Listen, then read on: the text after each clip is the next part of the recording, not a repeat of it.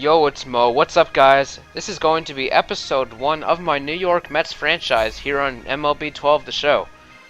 And I'm really excited to start this because the Mets, to be honest, I'm a very avid Mets fan. I've loved them for many years, but they're just not good. They're not good at all.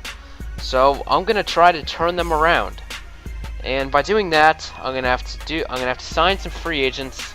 Given I get money in this game and the Mets actually don't have any money in real life. In fact, they owe hundreds of millions of dollars basically. So I'm going to sign some free agents.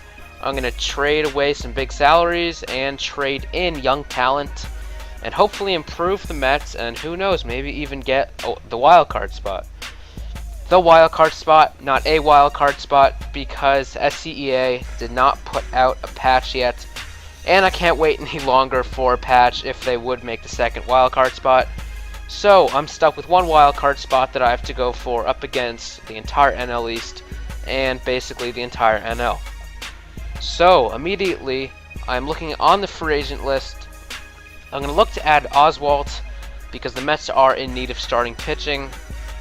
And I'm just going to snoop around a little bit right here. I'm looking at the depth chart. Kind of don't want R.A. Dickey, to be honest. Kind of because I don't really like knuckleballers in this game. They're pretty cheesy and they're hard to locate with. That's just me. So I'm going to talk a little bit about the Mets organization as a whole, not in MLB 12 The Show particularly, but as a whole. Basically, the reason that they were good in 06 and they're probably a bottom 5 team right now is because of one guy named Bernie Madoff. Now Bernie Madoff, or Bernie Madoff, however you want to pronounce it, was a guy that the Mets trusted and they invested in him. They gave him, $100 million, let's say. And he said that he was going to take that $100 million, invest it, and bring them back $1 billion, for example. I don't know if those were the exact numbers, but it's something around that. So they gave him the $100 million or whatever, because they trusted him. And basically what he did with that money, instead of investing it in whatever, he basically bought houses and all this stuff for himself. Just for himself. He didn't invest any of it. So basically, the Mets gave him $100 million, and he just blew it all away on himself.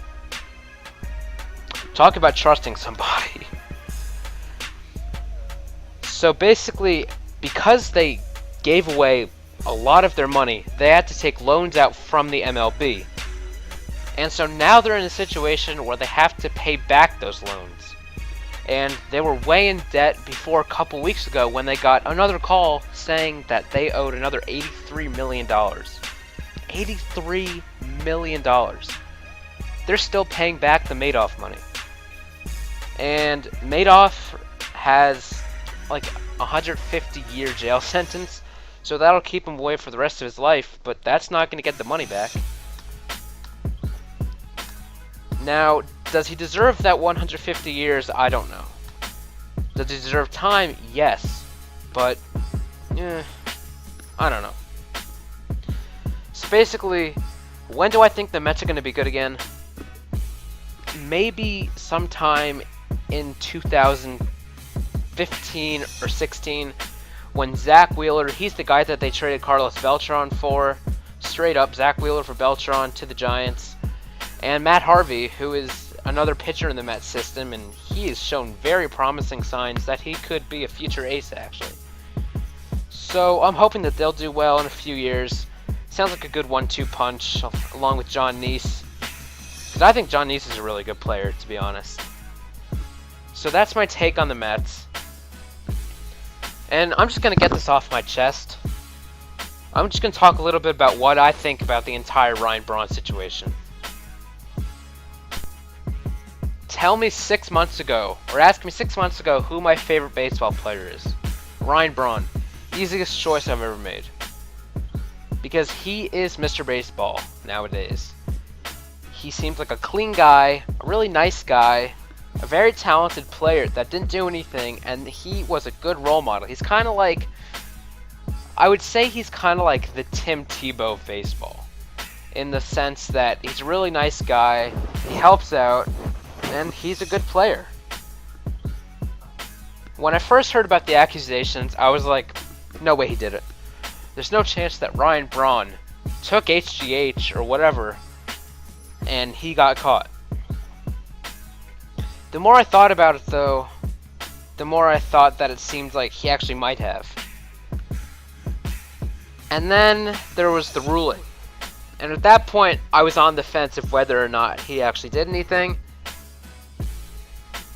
But, you know, okay. Number one, I think he did take it. I just think he took it. I don't see why anybody would tamper with his sample. I do see his points though, where he said that he didn't gain any weight, he didn't grow at all. His speed was the same, his power numbers were about the same. Basically, the only thing that jumped is average. But the facts that the sample guy showed were far superior.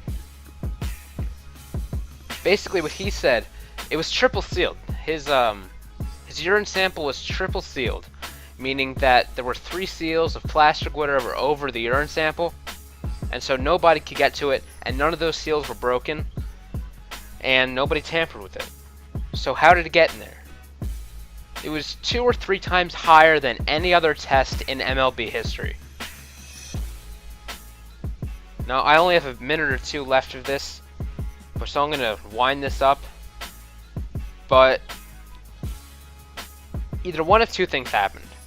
Number one, something funky happened, and it was all just a big misunderstanding, and hopefully the truth will come out someday that he actually did nothing wrong. The other thing that I'm thinking about is he decided he needed that little extra toward the end of the year going into the playoffs, because this test was done in the beginning of the playoffs. They took one, it was a positive, and so they took another, and it was like the highest in MLB history. So not only once, but twice was he basically caught. So at the current moment, I don't like Ryan Braun very much, and I am very excited to see how he performs this season. Because if he can bat .335, hit 35, and drive in 120, and he gets tested a few times and there's no positive, then a lot of people that are skeptics will think he may be clean again. And I hope that happens, because he's a great baseball player, and you never want to see somebody like that go through something like that. So this is winding down. That's what I think about Ryan Braun. I hope he does well this season, but if he doesn't, a lot of people that didn't think he did anything may become skeptical. But if the opposite happens, the opposite will happen. So M16 signing out. Have a great day, guys. Peace.